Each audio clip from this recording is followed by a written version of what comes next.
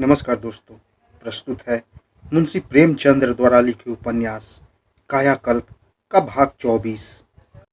Railway station पर कहीं तिल रखने की जगह न थी।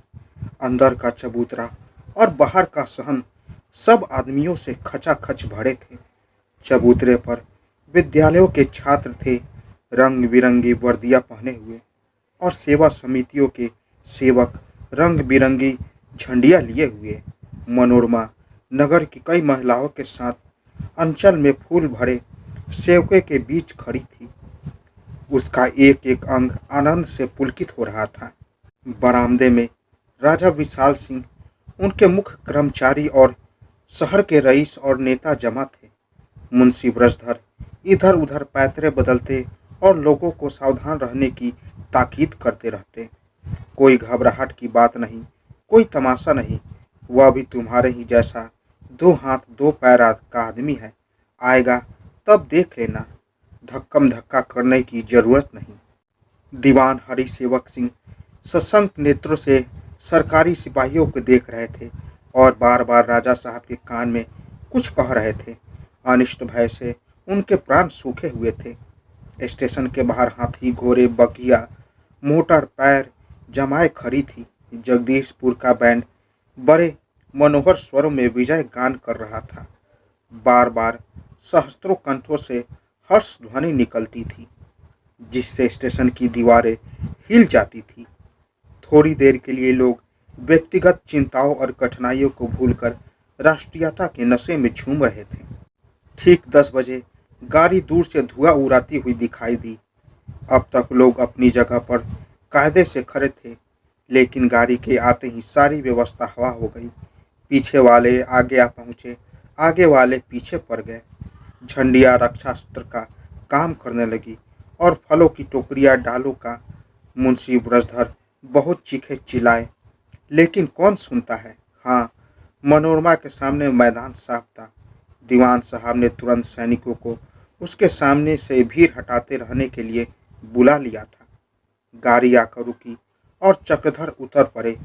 मनोरमा भी अनुराग से उन्मत्त होकर चली, लेकिन तीर चार पग चली थी कि एक बात ध्यान में आई। ठिठक गई और एक स्त्री की आड़ से चक्रधर को देखा।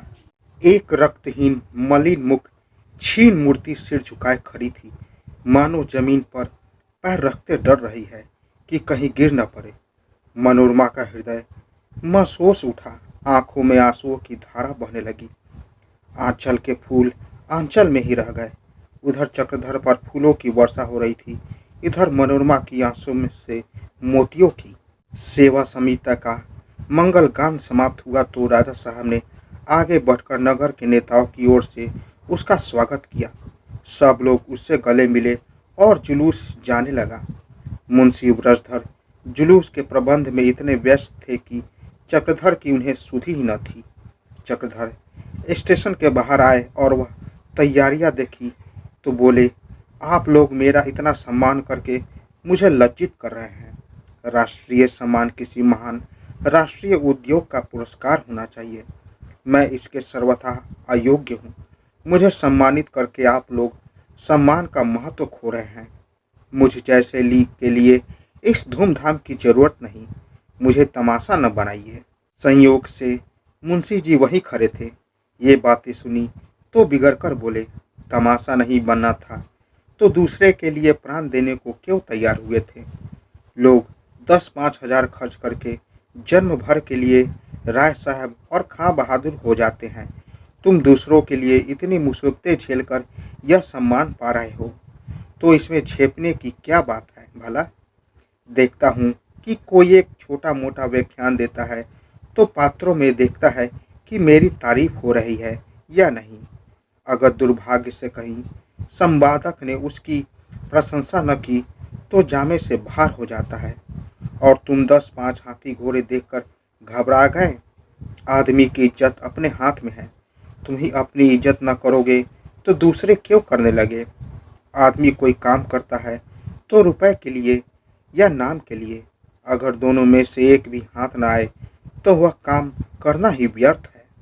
यह कहकर उन्होंने चक्रधर को छाती से लगा लिया। चक्रधर का रक्तहीन मुख लज्जा से आरक्त हो गया। यह सोचकर शर्माए कि ये लोग अपने मन में पिताजी की हंसी उड़ा रहे होंगे और कुछ आपत्ति करने का साहस न हुआ। चुपके से राजा साहब की टुकड़ी पर आ बैठे। जुलूस चला। आगे आगे 5 हाथी थे जिन पर नौबत बज रही थी। उसके पीछे कोतल घोड़े की लंबी कतार थी जिन पर सवारों का दल था। बैन के पीछे जगदीशपुर के सैनिक 4-4 की कतार में कदम मिलाए चल रहे थे। फिर क्रम से आर्य मंडल खलीफात सेवा समिति और स्काउटों के दल थे। उनके पीछे चक्रधर की जोड़ी थी जिसमें राजा साहब मनोरमा के साथ बैठे हुए थे। उसके बाद तरह तरह की चौकियाँ थी। उसके बाद राजनीतिक समस्याओं का चित्रण किया गया था।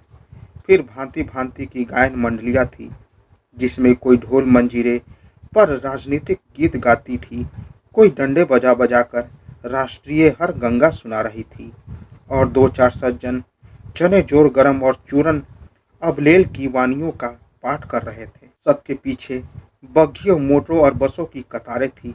अंत में जनता का समूह था। जुलूस नादेसर चेतगंज दशामेध चौक होता हुआ दोपहर होते होते कबीर चौरे पर पहुंचा। यहाँ मुंशी जी के मकान के सामने एक बहुत बड़ा सामियाना तना हुआ था। निश्चय हुआ था कि यही सभा हो और चक्रधर को अभिनंदन पत्र दिया जाए। मनोरमा स्वयं पत्र पढ़कर सुनाने वाली थी, लेकिन जब लोग आकर पंडाल में बैठे और मनोरमा अभिनंदन पढ़ने को खड़े हुई तो उसके मुंह से एक शब्द न निकला।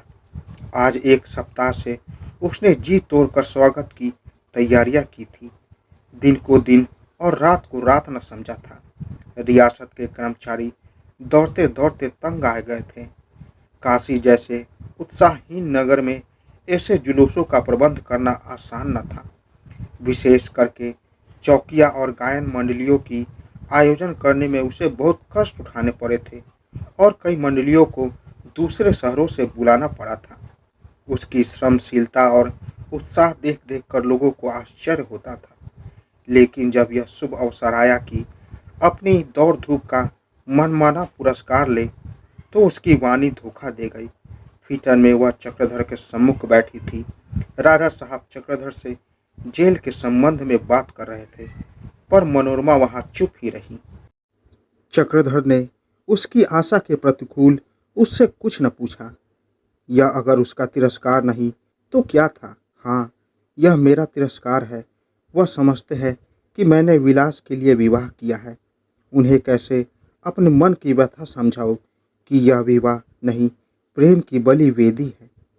मनोरमा को असमंजस में देखकर राजा साहब ऊपर आ खड़े हुए और उसे धीरे से कुर्सी पर बिठाकर बोले, सज्जनों, रानी जी के भाषण में आपको जो रस मिलता वह मेरी बातों में कहाँ। कोयल के स्थान पर कौवा खड़ा हो गया है। शहनाई की जगह नृसिंह ने ले ली है। आप लोगों को ज्ञात न होगा कि पूज्यवर बाबू चक्रधर रानी साहिबा के गुरु रह चुके हैं और वह उन्हें अब भी उसी भाव से देखती है। अपने गुरु का सम्मान करना शिष्य का धर्म है, किंतु राहिना साहिबा का कोमल हृदय इस समय नाना प्रकार के आवेगों से इतना भरा हुआ है कि वाने के लिए जगह ही नहीं रही। इसके लिए वह क्षम्य है।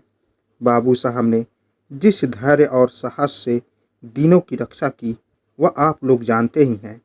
जेल में भी अपने निर्भीकता से अपने कर्तव्य का पालन किया। आपका मन दया और प्रेम का सागर है। जिस अव्यवस्था और युवक धन की उपासना करते हैं, आप में धर्म और जाति प्रेम की उपासना है। मैं भी अपना पुराना भक्त हूँ। एक सज्जन ने टोका, आप ही ने तो इन्हें सजा दिलाई थी। राजा, हाँ, मैं इसे स्वीकार करता हूँ। राज्य के मद में कुछ दिनों के लिए मैं अपने को भूल गया था। कौन है जो प्रभुता पाकर फूल न उठा हो। यह मानवीय स्वभाव है और आशा है आप लोग मुझे क्षमा करेंगे। राजा साहब बोल ही रहे थे कि मनोरमा पंडाल से निकल आई और मोटर पर बैठकर राजभवन चली गई। रास्ते भर वह रोती रही। उसका मन चक्रधर से एकांत में बातें करने के लिए विकल हो रहा था। वह उन्हें समझाना चाहती थी कि मैं तिरस्कार योग्य नहीं, दया के योग्य हूँ। तुम मुझे विलासीन समझ रहे हो, यह तुम्हारा अन्याय है। जिस प्रकार मैं तुम्हारी सेवा करती, मुझ में बुद्धि बल न था, धन बल न था, विद्या बल न था, केवल रूप बल था, और वह मैंने तुम्हें अर्पण कर दिया, फिर भी तुम मेरा तिरस्कार करते हो। मनोरमा ने दिन तो किसी तरह काटा, पर शाम को वह अधीर हो गई। तुरंत चक्रधर के मकान पर जा पहुंची। देखा तो वह अकेले द्वार पर टहल रहे थे। सामियाना उखाड़ दिया गया था। कुर्सियां, मेजें, दरिया, गमले सब वापस किए जा चुके थे। मिलने वालों का तांता टूट चुका था। मनोरमा को इस समय बड़ी लज्जा आई। न जाने वह अपने मन में क्या समझ रहे होंगे। अगर छिपकर लौटना संभव होता तो वह अवश्य लौट पड़ती। मुझे अभी न जाना चाहिए था।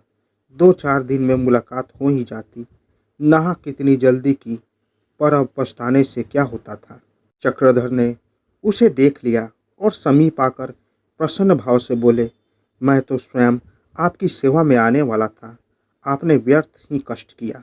मनोरमा, मैंने सोचा चलकर देख लूं यहाँ का सामान भेज दिया गया है या नहीं। आइए सैर कराएं। अकेले जाने को जी नहीं चाहता। आप बहुत दुबले हो रहे हो। कोई शिकायत तो नहीं है ना? चक्रधर, नहीं, मैं बिल्कुल अच्छा हूँ। कोई शिकायत नहीं है। जेल में कोई कष्ट न था, बल्कि सच पूछिए तो मुझे वहाँ बहुत आराम था। मुझे अपनी कोठरी से इतना प्रेम हो गया था कि उसे छोड़ते हुए दुख होता था। आपकी तबीयत अब कैसी है? उस वक्त तो आपकी तबीयत अच्छी न थी। मनोरमा, वह कोई बात न थी। मैं यूं ही जरा सिर में चक्कर आ गया था। यूं ही बातें करते करते दोनों छावनी की ओर जा पहुँचे। मैदान में हरी घास का फर्श बिछा हुआ था। बनारस के रंगीले आदमियों को यहाँ आने की कहा फुर्सत, उसके लिए तो दाल मंडी की सैर ही काफ़ी है। यहाँ बिल्कुल सन्नाटा छाया हुआ था। बहुत दूर पर कुछ लड़के गेंद खेल रहे थे। दोनों आदमी मोटर से उतरकर घास पर जा बैठे। एक क्षण तो दोनों चुप रहे। अंत में चक्रधर बोले, आपको मेरी खातिर बड़े बड़े कष्ट उठाने पड़े।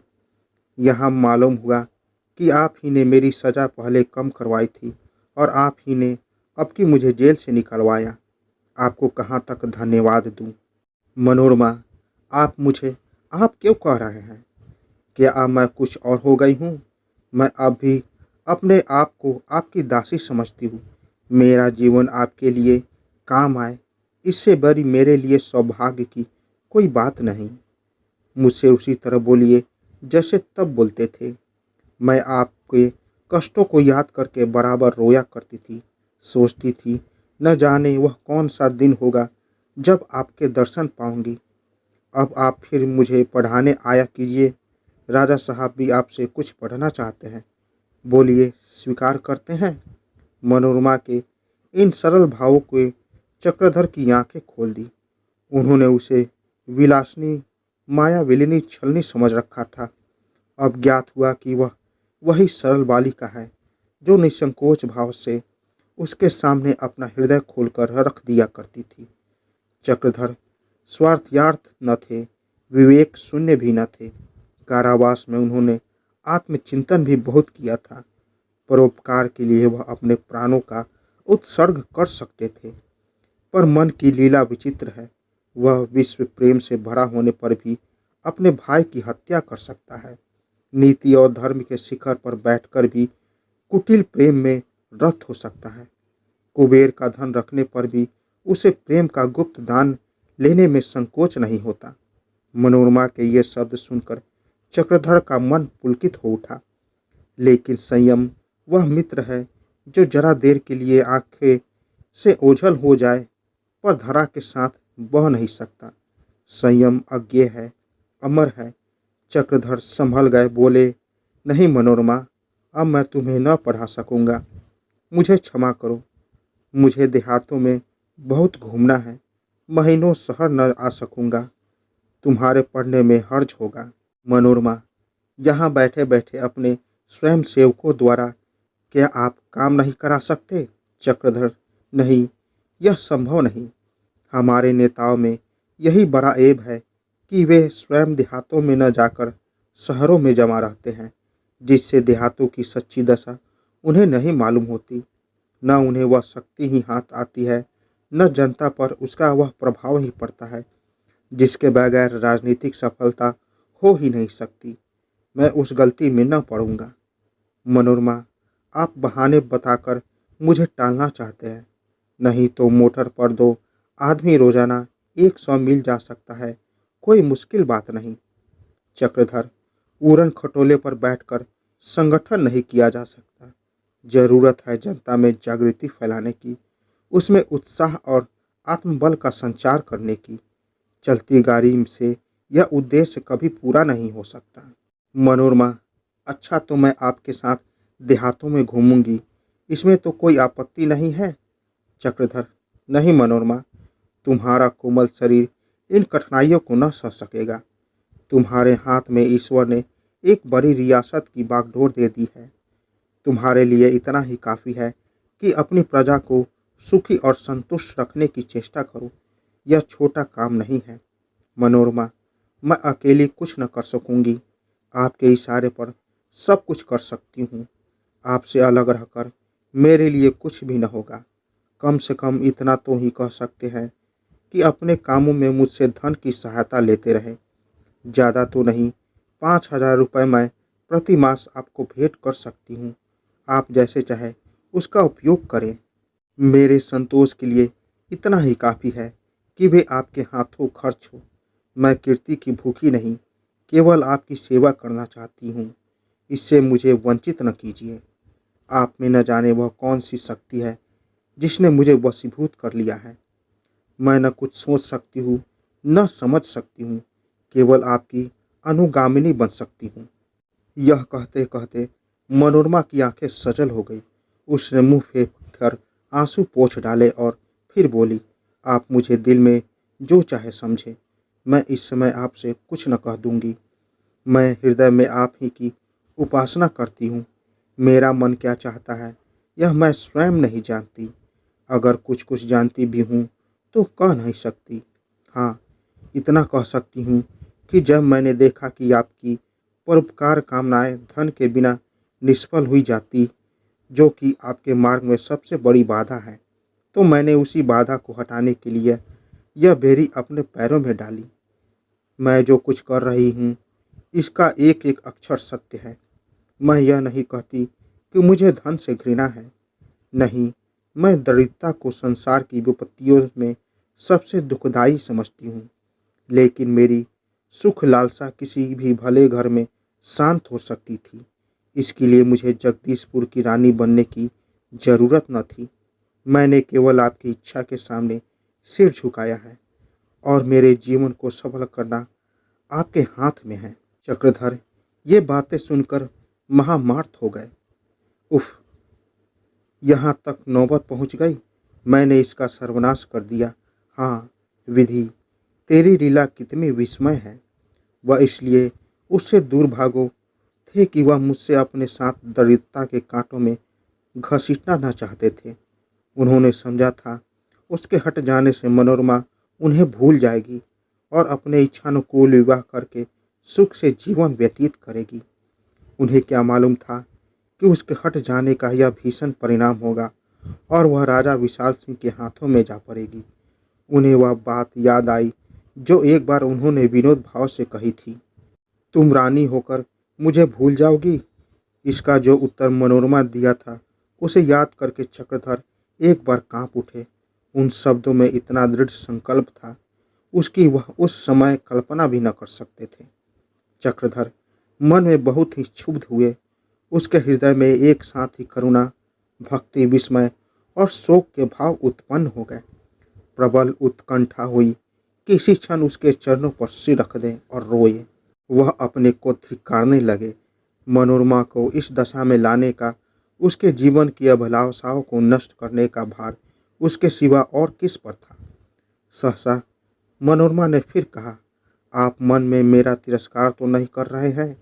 चक्रधर लज्जित होकर बोले, नहीं मनोरमा, तुमने मेरे हित के लिए जो त्याग किया है उसका दुनिया चाहे तिरस्कार करे, मेरी दृष्टि में तो वह आत्म बलिदान से कम नहीं। लेकिन क्षमा करना, तुमने पात्र का विचार नहीं किया। तुमने कुत्ते के गले में मोतियों की माला डाल दी। मैं तुमसे सत्य कहता हूँ, अभी तुमने मेरा आलसी रूप नहीं देखा। देखकर शायद घृणा करने लगूं। तुमने मेरा जीवन सफल करने के लिए अपने ऊपर जो अन्याय किया है, उसका अनुमान करके ही मेरा मस्तिष्क चक्कर खाने लगता है। इससे तो वह अच्छा था कि मेरा जीवन नष्ट हो जाता, मेरे सारे मंसूबे धूल में मिल जाते। मुझ जैसे क्षुद्र प्राणी के लिए तुमने अपने ऊपर यह अत्याचार करना चाहिए था। अब तो मेरी ईश्वर से यही प्रार्थना है कि मुझे अपने व्रत पर दृढ़ रहने की शक्ति प्रदान करे। वह अवसर कभी ना आए कि तुम्हें अपने इस असीम विश्वास और असाधारण त्याग पर पछताना पड़े। अगर वह अवसर आने वाला हो तो मैं वह दिन देखने के लिए जीवित ही न रहूं। तुमसे भी मैं एक अनुरोध करने की क्षमा चाहता हूँ। तुमने अपनी इच्छा से त्याग का जीवन स्वीकार किया है। इस ऊंचे आदर्श का सदैव पालन करना। राजा साहब के प्रति एक पल के लिए भी तुम्हारे मन में अश्रद्धा का भाव न आने पाए। अगर ऐसा हुआ तो तुम्हारा यह त्याग निष्फल हो जाएगा। मनोरमा कुछ देर तक मौन रहने के बाद बोली, बाबूजी, आपका हृदय बड़ा कठोर है। चक्रधर ने विस्मित होकर मनोरमा की ओर देखा, मानो उसका आशय उनकी समझ में न आया हो। मनोरमा बोली, मैंने इतना सब कुछ किया, फिर भी आपको मुझसे सहायता लेने में संकोच हो रहा है। चक्रधर ने दृढ़ भाव से कहा, मनोरमा, मैं नहीं चाहता कि किसी को तुम्हारे विषय में कुछ आक्षेप करने का अवसर मिले। मनोरमा फिर कुछ देर के लिए मौन रहकर बोली, आपको मेरे विवाह की खबर कहाँ मिली? चक्रधर, जेल में अहिल्या ने कही। मनोरमा, क्या जेल में आपकी भेंट अहिल्या से हुई थी? चक्रधर, हाँ, एक बार वह आई थी। मनोरमा, यह खबर सुनकर आपके मन में क्या विचार आए थे? सच कहिएगा। चक्रधर, मुझे तो आश्चर्य हुआ था। मनोरमा, केवल आश्चर्य? सच कहिएगा। चक्रधर ने लज्जित होकर कहा, नहीं मनोरमा, दुख भी हुआ और कुछ क्रोध भी। मनोरमा का मुख विकसित हो उठा। ऐसा ज्ञात हुआ कि उसके पहलू से कोई कांटा निकल गया। एक ऐसी बात जिसे जानने के लिए वह विकल हो रही थी, अनायास इस प्रश्न द्वारा चक्रधर के मुंह से निकल गई। मनोरमा यहाँ से लौटी तो उसका चित्त प्रसन्न था। उसके कान में ये शब्द गूंज रहे थे, हाँ, मनोरमा दुखी भी हुआ और कुछ क्रोध भी।